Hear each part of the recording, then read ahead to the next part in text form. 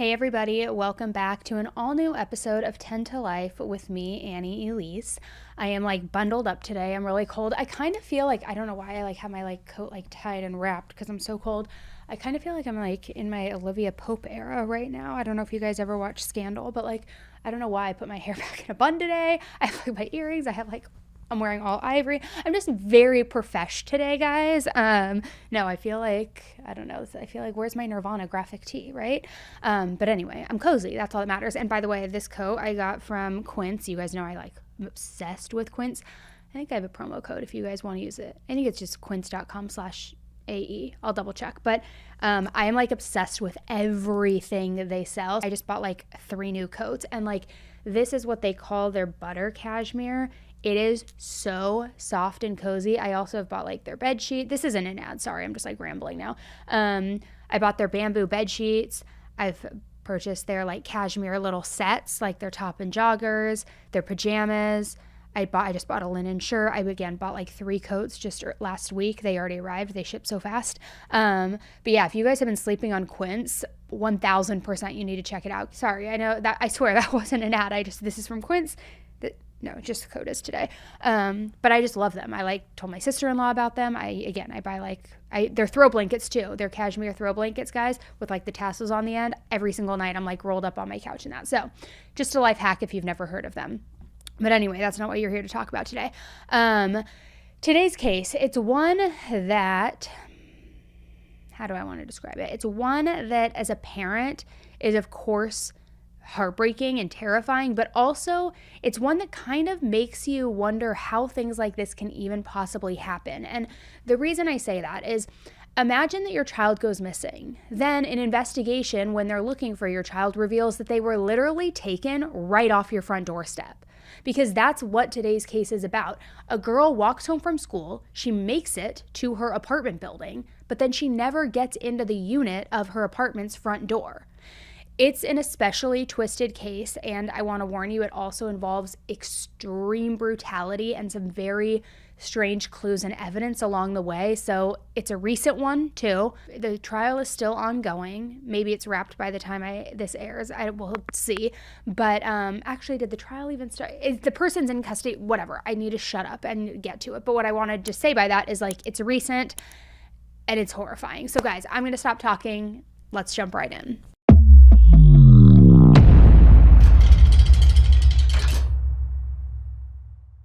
In 2022, Lola Daviet was 12 years old. She was a very pretty, very athletic young girl. She had bright, long blonde hair, fair skin, kind of a little sharp pointed nose, these sparkling blue eyes.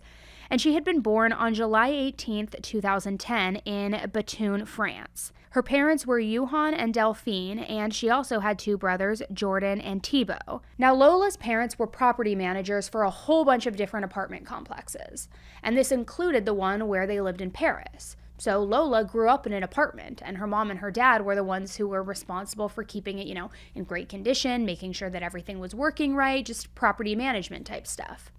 Lola also went to school in Paris, where she was truly a great student. However, her real passion in everything was gymnastics. Lola was an incredible athlete, and for the 2021-2022 gymnastics season, she had made it into this very competitive, very elite team. She was competing against some of the best gymnasts in all of France, really just pushing herself to be the best that she could possibly be.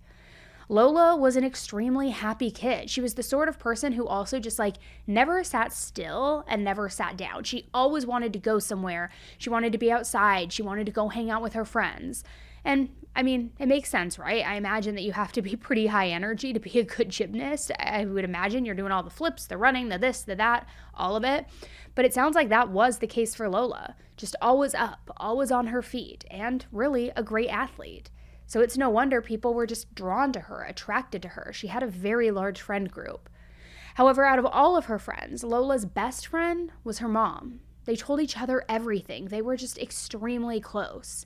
Most days, Lola would go to school until the early afternoon, and then she would go home to see her parents. She also lived really close to the school, so it wouldn't take any time at all for her to make it back home. She'd usually be home by 3:15 or 3:30 at the latest. And that was especially true on Fridays. See, Lola's family owned a second home where they lived, the town where Lola had been born, and on weekends they would kind of head out there for just a little getaway. It was a normal thing that they did. It was part of the routine. So if it was a Friday, Lola would always make it a point to head straight home from school. She wouldn't just hang around. She wouldn't lollygag. So I don't know if that's dating me using that term, but like she just always would go home, not messing around with her friends. It was important to get back so that they could hit the road and get the weekend started.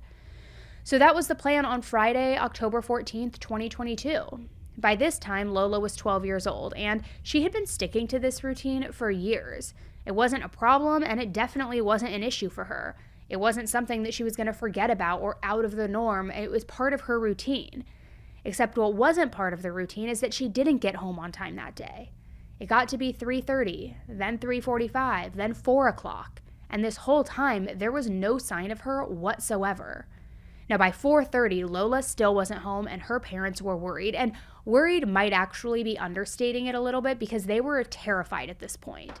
This was so unlike Lola, and her dad ended up calling the police to report her missing. The police officer that he talked to said that they would send somebody over right away, which was really good news because it sounded like the authorities were taking this situation seriously. But her dad and her mom didn't want to wait. They wanted answers right now. So while the police were still on their way over and hadn't made it there yet, the two of them decided to do some own investigating on their own. Now, like I mentioned before, her dad and mom were property managers of their apartment building, which meant they had access to all of the building's security cameras. So they didn't need to ask anyone for permission or wait for a warrant or anything like that. They just pulled the footage up and started watching it. What they were looking for and what they wanted to see most of all is if Lola even made it home from school. Maybe she walked in the front door and then went over to a friend's apartment, or maybe she walked in and then left again. So her parents weren't sure what to expect when watching the footage, but they knew that they wanted to check it out. And as they were watching, they found something. At 3:20 p.m., right around the time when Lola usually got home, the footage showed her walking into the building through the front door. The only thing was, she wasn't alone. She was with somebody else, someone who looked like a young woman. The woman was wearing a gray jacket and light-colored pants, and she wasn't very tall, but she was pretty thin and just a small-looking person overall. She had dark hair, olive-tanned skin, and Lola had on the same clothes that she had been wearing when she left that morning, pants and a top that were both white. The woman looked somewhat familiar to her parents, but not exactly 100%. It was almost like maybe she was a friend of a resident and they had seen her in the apartment complex before, just something that looked familiar. Now, obviously, they were pretty well aware of who lived in the building and who the typical visitors were, but they just couldn't quite put their finger on where they had seen this woman before. The point is, though, clearly Lola had been with this woman at 3:20 p.m. when she got to the apartment building, which, by the way, was the time that she usually did arrive home. And that meant that something had happened to her between then and when she would usually get to the front door of her unit. So it was natural to assume that this woman, whoever she was, she might have had something to do with Lola's disappearance, or at the very least know what happened and where Lola went or who she was talking to. So in fact, right away, her mom posted on Facebook and she said, "Alert, abduction of our daughter Lola, seen last time at 3:20 in the company of a girl that we don't know in our residence." Now, when the police got there, her dad showed them the footage right away. Then they started looking all over the complex trying to find Lola. They tried to also find the woman from the cameras, or in a perfect world, find both of them. Then at some point, they went into the building's cellar. And down there, they found duct tape and a box cutter.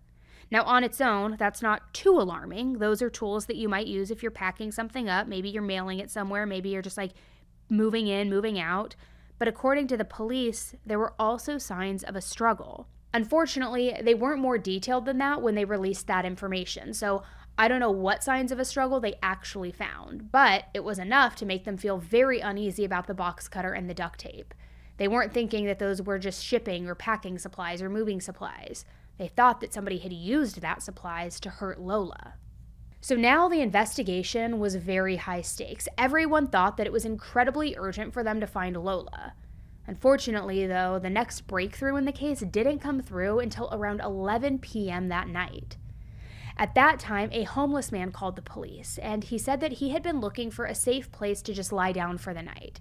When he was looking around, he ended up in a courtyard that wasn't too far from the family's apartment complex. And while he was there, he saw 2 suitcases and a large plastic trunk just sitting out right in the open in the courtyard. But that's not why he called the police. Apparently, this guy's curiosity had gotten the better of him, so he decided to go and open these things up, and he opened the trunk first. At the very top, there were a whole bunch of linens. So the guy pulled them out one right after another, and then he noticed that there was something buried deeper underneath these linens. And it was a dead body. Namely, the body of a young girl with blonde hair. So, of course, the police responded to the call and went to go collect this young girl's body. And sadly, it was identified as being Lola. Some reports say that she was naked with her hands and feet bound. There was also a piece of tape over her mouth. She had cuts all over her body and a deep wound on her neck. But those cuts and the wound on her neck weren't what killed her. Her autopsy actually said that she had suffocated. In fact, those stab wounds were all post-mortem. Someone had choked her to death, and then after she was dead, they stabbed her multiple times. And the wound that was on her neck, even post-mortem, was so deep that it almost decapitated her. Now, when I first heard all of that, my first thought was, why all of the, stab wounds and things post-mortem? Why are you stabbing someone and cutting their throat so deep it almost decapitates them? Unless that's what you were trying to do because you were trying to dispose of evidence. However, that doesn't account for the other various stab wounds on the body. It would only account for that one. But it just also shows that, again, this is just me, I'm not a psychologist, but it seems as though there's like a level of brutality involved in that, where there's got to be like some underlying hatred or anger, or why, once somebody's already dead, once they've suffocated, why would you go to those measures, right? It makes you wonder. Now, there was another detail from the autopsy that also came out, and it was very, very strange, very hard to understand. But there were 2 numbers on Lola's feet. One foot had a 1 on the bottom of it, and the other foot had a 0 on the bottom of it. Now, I'm going to say right now that I did a lot of research for this case because I wanted to understand what the deal was with those numbers, but unfortunately, I don't quite know. It hasn't really been made public, or there hasn't been any theories really out there that I have found that have been credible. A lot of the news coverage is pretty contradictory. Some places say that these numbers were stuck to Lola's feet with sticky notes, like the killer almost wrote these numbers on a Post-it pad or a sticky pad and then stuck the notes to her feet. Other places say that they were written in a red pen. I've even read that they were tattooed on her feet. I've even seen some people saying that they were almost branded or like imprinted into her skin. Like someone needed some sort of special equipment to literally brand it down, like put a 0 onto one foot, put a 1 on the other foot. The fact is, I don't know which of those reports is true. They're all very different. However, they all agree that one foot had a 1 on it and one foot had a 0 on it. But besides that, there's no consistency on how the numbers actually got there. And clearly, these numbers had to mean something, right? They didn't just end up there by accident. So were they supposed to be some kind of message? Were they trying to track her as like what victim number? Was it potential trafficking and that's how they were going to identify her? I don't know. But what were they and what were they supposed to communicate? So overall, the police were pretty stumped when they tried to figure out what the meaning was. It was just a very chilling and confusing detail, and please let me know what you guys think that could have meant. So instead, while they were confused, they decided to focus on trying to figure out who had done this to Lola. The good news is that Paris is full of security cameras. I mean, all over the place. I mean, it's a huge city with businesses, apartments, homes, all of these different things, and it really took no time at all for the police to find some different clips that helped them start to build a bit of a timeline of Lola's disappearance. At around 5 p.m. on Friday, the same day that Lola went missing, a young woman appeared on those cameras dragging this huge trunk with suitcases all around the city with her. And that woman resembled the same woman from that security footage from Lola's building, even wearing the same outfit. And when the police tried to figure out who this woman was, they realized that she had a sister who lived in the same complex as Lola. Now, I'm not entirely sure how they figured this out, but they're investigators and they did. So the very next day, just a little over 12 hours after Lola's disappearance, the police found both this woman and her sister just kind of out walking around in the city. It was Saturday, October 15th at around 8 a.m. And the women were 26-year-old Friha and 24-year-old Dabia Bankir. Now, Freya was the one who lived in the apartment building. The apartment was hers, sort of, which I'll get into some of that complicated stuff later on. But Daviet was her sister, and she was the woman who had showed up on that security camera. So it made sense why police arrested Daviet. She was the one on that security camera with Lola. However, it isn't too clear why they also took Freya in for questioning, but I'm assuming it's because she was the one who actually lived in the building. So police wanted to be sure, that she wasn't involved. Now, as it turns out, this was not Daviet's first brush with the police. Reportedly, somebody had assaulted her back in 2018, and there isn't much information about this attack that's public, but I do know that she went to the authorities at that time for help. Then, a year later, she popped up on the police's radar again. But this time, she wasn't a victim. She was the one who assaulted somebody else. Actually, 2 other women. Basically, Daviet had an appointment with the doctor, and at first everything was normal. Everything went fine. She got her exam, she took care of whatever was going on, whatever. But then, when it was time to leave, the receptionist told her that she had to, pay for the appointment. Well, Daviet didn't want to pay. She was pissed. She didn't want to pay at all. And I don't know the full details of what went on during her appointment, but Daviet claimed that she had come in wanting something specific, and then she didn't get whatever that thing was. So in her mind, why would she pay for a service that she hadn't received? From there, then, things got heated. 2 receptionists ended up getting involved, saying, you don't get to see a doctor and then afterward just say that you're unhappy and refuse to pay. It's not like sending a dish back at a restaurant because it's not what you ordered. It's like you saw the doctor. Except Daviet kept putting her foot down and saying that she wouldn't do it. She wouldn't give anyone any of her money. Then she hit both of the women. Now, one of those women fought back, and it sounds to me like Daviet was one of these, cowardly bully types. They're only violent against people who are too small or too scared to defend themselves, because as soon as she got hit with any kind of resistance, Daviet announced that she was leaving, and she just headed for the door. And as she was on her way out, she yelled, "I'll come back. You don't know what I'm capable of." Sure enough, she came back the next day just like she had threatened to. And as for what she was capable of, well, from the sounds of it, it sounds like she was capable of calming down and realizing that she had been out of line. Because when she showed up, she came with a friend who also helped her pay for her bill. They were both just calm, chill, polite, and normal. There was no real drama. Though still, the 2 receptionists still ended up reporting Daviet for her behavior because, let's be real, she was completely out of line. Except, and you see this so many times, the receptionists were the ones who were punished for doing the right thing. When their company had heard all about what happened, all of the details, they ended up firing the receptionist who had fought back, which is kind of unbelievable, right? But getting back to the investigation around Lola's disappearance and murder, the police realized right off the bat that Freya and Daviet were not French. They were actually both from Algeria. They had both come to France on student visas back in 2016. Back then, they had been living with their mother, who was already set up and established in France, and I know that by 2022, their father had passed away, although I'm not exactly sure when that happened. But besides that, Freya told the police that she and Daviet had both had a really rough time when they first got to France. The 3 of them, Freya, Daviet, and their mother, were all living in a very tiny apartment above a restaurant. It wasn't very much space for a family of 3, but eventually they got a bigger place. Well, not long after they settled into the new apartment, their mother apparently died of cancer. Now, Freya ended up subletting an apartment in Lola's building. The person who usually lived there was on a long international vacation, so Freya was just there temporarily. Daviet crashed with her every now and then, but for the most part, it was Freya who was doing the subletting. But then, there started to also become some tension between the 2 sisters. According to Freya, Daviet had some pretty serious mental health issues. This affected her behavior and made it hard for other people to get along with her or even want to be around her. Freya's actual words were, "Daviet is the bad seed of the family because she always causes problems. Even when my parents were sick, she caused a lot of worry." And that's how Daviet was apparently most of the time. But after her mother's death, things got even worse. Daviet began lashing out in more alarming ways, doing drugs, manipulating people, and sometimes getting so messed up that she couldn't even have a coherent conversation. When Daviet was sober and calm, she would lie about anything and everything, and just always wanting to kind of spin things in her own favor. So Freya finally reached a breaking point. She had to put her foot down and set some boundaries with her sister.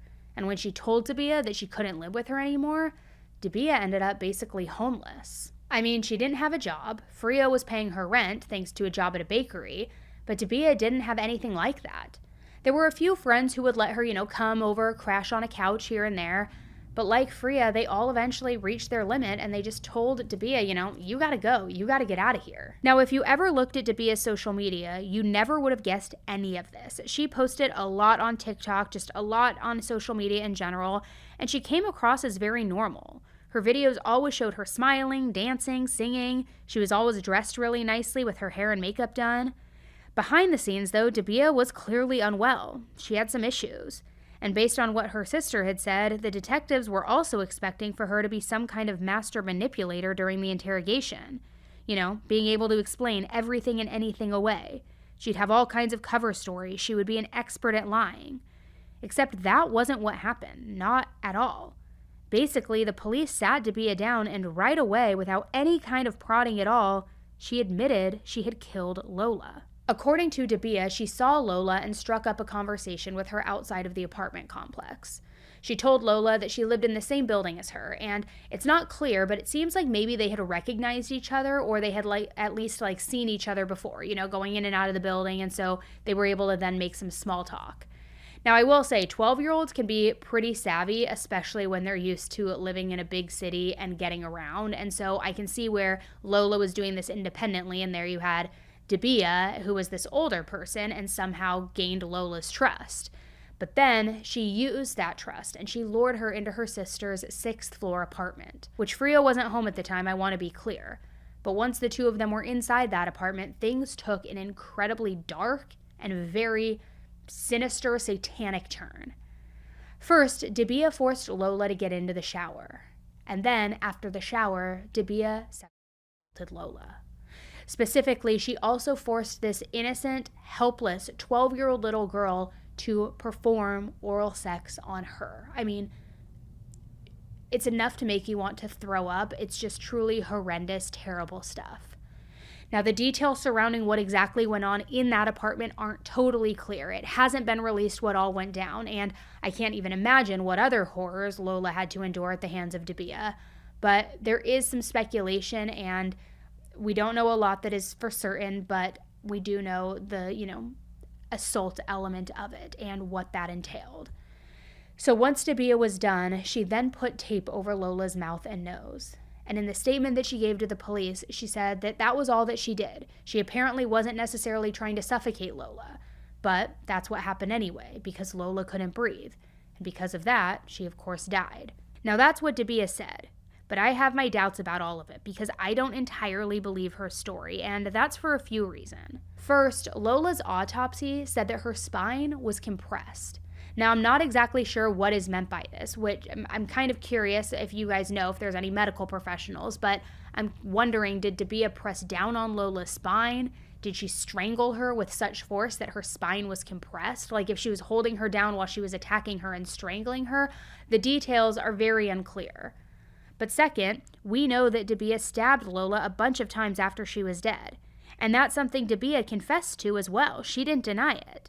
But I have to wonder, if you weren't trying to kill someone and then they died anyway, would your first thought be to grab a knife and just start stabbing as opposed to, trying to help that person or maybe even feeling horrified about what you had done? To me, it feels more like Dabiah wanted to hurt Lola or punish her, and the strangling just maybe wasn't punishment enough.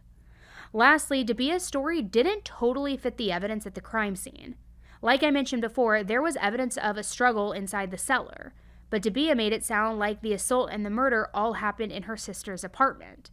So maybe she was leaving something out, I'm not really sure. Maybe some of that stuff did happen in the cellar and she just said that it was all in the apartment. I don't know, it's hard to say for sure. But there's one last thing too in all of this that really drives home in my mind that Dabiah is a liar who cannot be trusted. And that's because she gave this whole confession, told the police everything, and then she took it all back. She was totally flip-flopping. I mean, first she said, yeah, she did it, but then she said, no, she didn't do it. At one point, she actually tried to even say that she had a bad dream that she had committed the murder. Like somehow she just got that confused with reality. Then she said that it was a stranger with a gun who did it, but it's not even clear if she was even trying to make that story make sense. Like, was she there when the stranger with the gun showed up? Did she witness it? Did the stranger allegedly abduct Lola and take her into Freya's apartment while Dabiah happened to be there? It's not clear and it doesn't make a lot of sense. And basically, her entire story made no sense. And it gets even more insane, if you can believe that. Because then it went from her doing it to a stranger doing it to a ghost doing it. A ghost. Pause for reaction. Like, what? What do you mean? Which in this moment, I can't help but think about Lola's parents, because how awful would it be in and of itself to have to identify your child's murderer, then only to have them confuse things and lie about your child's last moments? Instead of getting closure, it's almost somehow worse because you're not getting all of these mixed answers. So at one point, police showed her a picture of Lola's dead body. And Daviet actually said, "That doesn't make me hot or cold. I was sexually assaulted and I saw my parents die in front of me." Just kind of like, why should that affect me? Why should that bother me? Here's what happened to me. She then claimed that she actually thought that Lola was Lola's mom, who was actually the property manager. Now, apparently, even though Lola was, yes, only 12 years old, she and her mom did look pretty similar. They had the same build, the same hair color, and it actually wasn't that unusual for people to confuse the two of them. Which you might be thinking, okay, but how does that even help her case if she tried to say, it's not Lola I was after, it was her mom? Why is it some great defense to say you were trying to sexually harm and then murder a grown adult? Well, Daviet said that one time she had asked Lola's mom if she could have a key card so that she could get in and out of the front door whenever her sister wasn't there. But her mom, being the property manager and taking security very seriously, refused. She reminded Daviet as well that she didn't actually live there. Not to mention, Freya also technically wasn't even on the lease. She was subletting. And I bet that whoever actually rented that apartment wasn't thrilled at the idea of random strangers off the street like getting their own key cards and having access to the building, right? So it sounds like Lola's mom made a really good decision there. She made a smart call. She didn't cooperate with Daviet, but Daviet was pissed about that. So, of course, her being super upset, I mean, she didn't like being told no, so she told the police that she wanted to kill Lola's mom, but then decided to kill Lola instead. But again, even once she admitted this, she tried to take it all back once more. Like I said, it was always just back and forth with this woman, confessing, then unconfessing. I mean, she honestly just could not make her mind up. Still, though, she definitely had said enough. The police were pretty confident that Daviet had killed Lola, and they had plenty to hold her on even without a confession. First, there was that security camera footage that I mentioned before, which it clearly showed her dragging around the suitcases and the trunk where Lola's body was eventually found. And the weird thing is that in the footage, Daviet seemed happy, not remorseful at all. I mean, she was even striking up conversations with people on the street, having like this nice, relaxed Friday evening. At one time, she actually dropped the trunk and the suitcases right there on the sidewalk, like they weren't even important or held anything important at all. Then she walked to a nearby cafe, had a coffee, had a croissant. I mean, just acted like nothing was wrong. Seriously, she was acting so casual while carrying around the body of the 12-year-old girl that she had just assaulted and murdered. And eventually, the police tracked down some of the people who actually talked to Daviet on the street. And the wild thing is, even though she looked relaxed in the security footage, apparently she didn't sound relaxed in person. In fact, a lot of people thought that she was very memorable just because of how weird she was acting the entire time. Apparently, she kept begging people to help her carry the suitcases and the trunk, and pretty much everyone told her no. I mean, her behavior was so off that nobody wanted to get involved with whatever she was doing. But on top of that, there was visible blood on the trunk, and it smelled like cleaning products. So, I mean, red flags were going off for all sorts of people, and nobody wanted to help her. Eventually, Daviet got so desperate that she started offering to pay people. But still, nobody wanted to get involved, and nobody wanted to get mixed up with her. At least, not until a car pulled over. And that's when the police found footage of Daviet getting into this car, and then riding it all the way out of the city. Now, interestingly, she still had the trunk and the suitcases with her when she got into that car. And since we know they were later found not too far from Lola's apartment, that means that she dragged the body and everything that was with her in those trunks and suitcases all the way out of Paris, but then brought them back to the city to dump them. Which is super weird, right? I mean, it's just such bizarre behavior and doesn't make a whole lot of sense. So the police had questions, and luckily they were able to track down the driver. It was a 43-year-old man named Amin, and like a lot of things in this case, unfortunately, we don't know a whole lot about his background. But Amin said that he did know Daviet. He said that they were friendly with one another. On that day, Daviet had called him for help, and he came and picked her up. Then he took her to his house outside of Paris, where she stayed for a couple of hours. Daviet had the trunk and the suitcases with her, but Amin claimed that he didn't know at all what was inside of them. So anyways, after being at his house for a while, Daviet called a cab and then went back to the city with the trunk and suitcases in tow. Which, I mean, who knows what Daviet was thinking in this moment? Maybe she had a plan for disposing of Lola's body and changed her mind. I don't know. Maybe she just wasn't thinking clearly, which she obviously wasn't, considering what she had done. But now, with Amin's testimony, the police now thought that there were at least 6 people who were involved with the murder or its cover-up in some type of way. Not necessarily that they were all guilty, just that they had some kind of role that they played within it or bearing witness to it. There were Freya and Daviet, of course. There was Amin, also Amin's roommate. The police also thought that that roommate might know something, but they eventually decided he wasn't involved in at all, so he was let go after some questioning. But along the way, they also questioned that homeless man who had found Lola's body. And the same thing, there was no sign that he had done anything wrong, so he was let go. But the 6th person is someone who I don't know anything about. Their identity wasn't released, and there was no evidence that they had broken any laws or done anything wrong, so they apparently were let go of too. So that left Freya, Daviet, and Amin. Now, Freya also didn't have anything to do with Lola's murder, but her visa had expired, so she still got arrested and eventually deported. Amin was charged with helping conceal a body, and Daviet was charged with murder of a minor under 15, sexual harm with torture, and acts of barbarism. Now, while she was waiting for her trial, the authorities actually kept her in solitary confinement because of the obvious psychological problems and issues, which also seems kind of weird since you would think that solitary confinement would make whatever mental health problem she might have even worse. And it does sound like they did get worse. I mean, she was banging her head against the walls, she mutilated her own fingers, she somehow shaved part of her head at some point, and she just acted very aggressively toward her guards.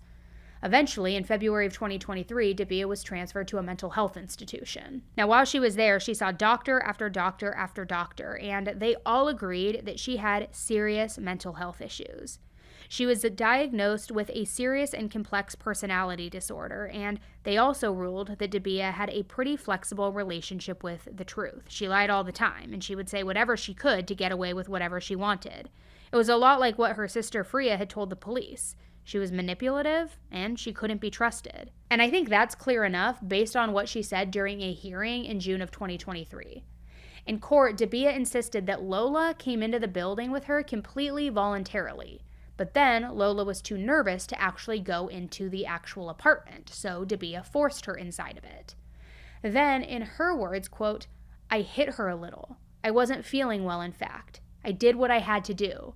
I overdid it a little, just to have my fun, and that's it." So again, she was changing up her story. She was also sounding very callous, like, I did what I had to do. I overdid it, but I just did it to have my fun. It's infuriating when you really think about it, right? Now, this was all a huge news story. Daviet was becoming very, very famous and well-known in the headlines, and the circumstances about the case made a lot of people really angry. But not just for the reason that you would probably think. Lola's murder was terrible. It was horrifying. I mean, the things this woman did to Lola are disgusting and vile. So obviously, people were outraged about all of that. But on social media and everywhere else, people were also getting worked up because Daviet wasn't in France legally. Like with her sister Freya, Daviet's visa had expired. So with that, people were also talking about the issue of immigration in general. France is faced with a renewed and divisive debate over immigration, with politicians on the left and on the right trading accusations and fueling a discussion about who or what is responsible for the murder of a 12-year-old in Paris last week.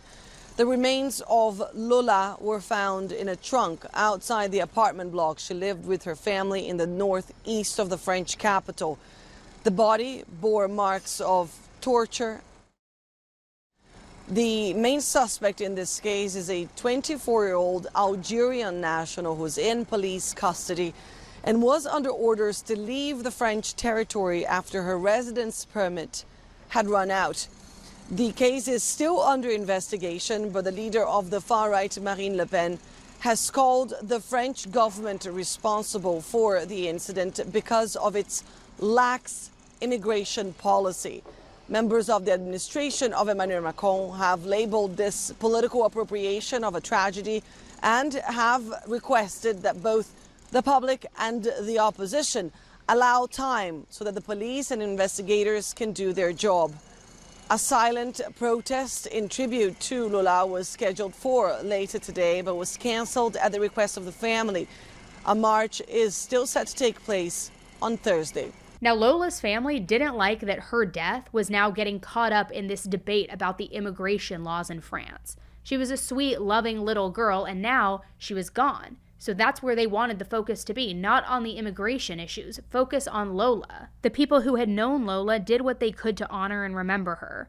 Some of the people at her school even held a march in her honor, and Lola's parents joined in. At the end of the march, her mom gave a speech where she said, "It is these difficult times of extreme violence that the best rubs shoulders with the worst. The best is you here. The worst is the use of our daughter's image for commercial or political ends." As pupils at the girls' secondary school paid tribute to their former classmate, people in the neighbourhood expressed their horror at the murder. We're shaken. What happened was horrible. My children are traumatized. I'm traumatized, the neighborhood is traumatized, all of France is traumatized. I think the whole world is.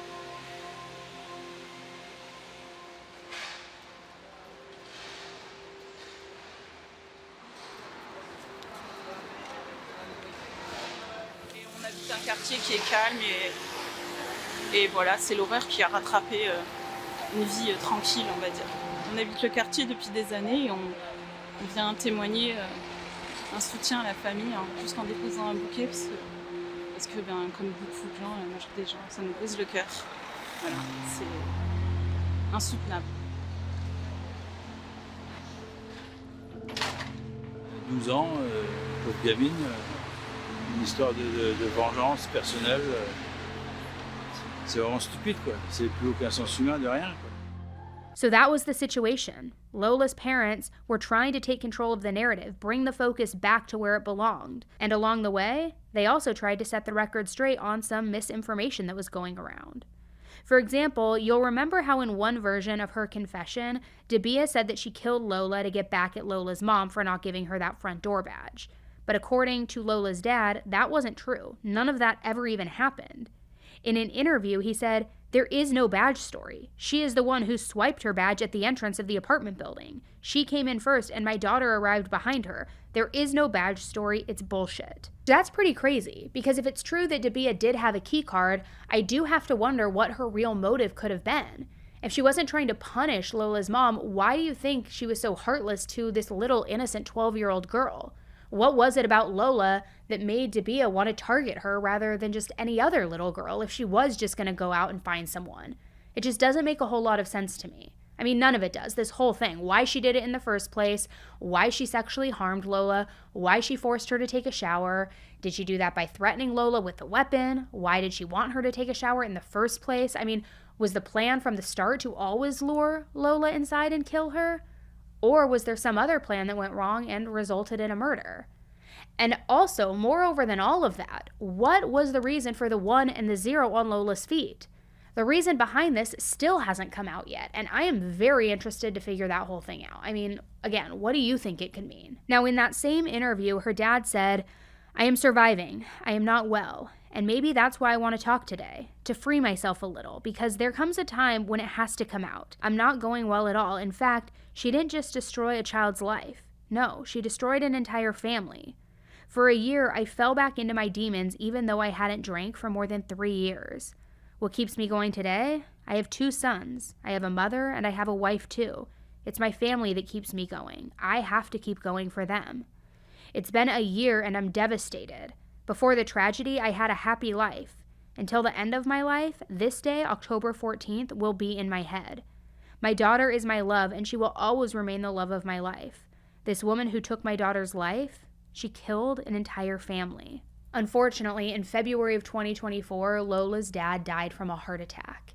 And the family's lawyer released a statement after his death saying, "John had his head and his heart too close to hell since the acts committed against his daughter. He was going downhill. His heart attack is the epilogue of his descent into hell. We lost him from day one. We did everything and tried, but there was nothing that we could do anymore. Lola's mom, meanwhile, is still alive and still fighting, still trying to take back control over her daughter's story. In one interview, she said, "My life will always be complicated. She was my life, my ray of sunshine. I will always have this scar.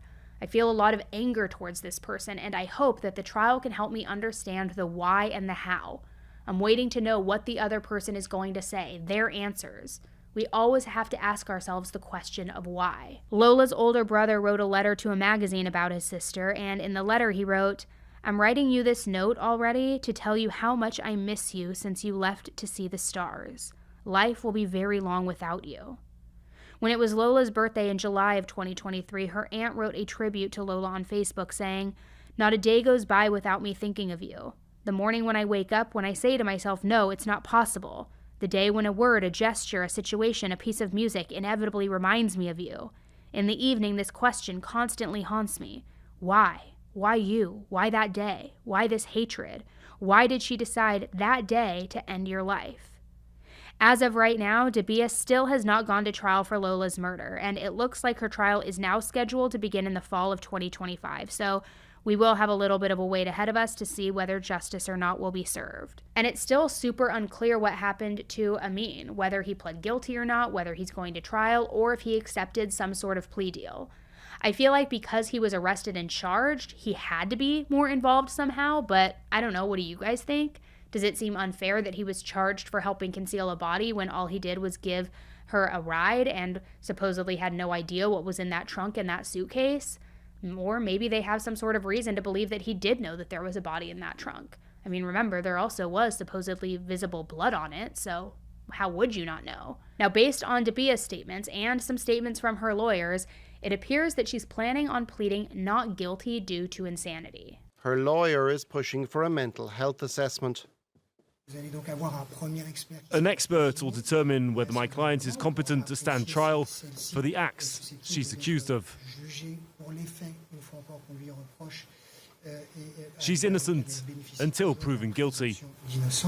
Maybe we'll get some answers to all of those questions about the crime itself, and maybe that will help some sort of resolution, but ultimately none of it will bring Lola back.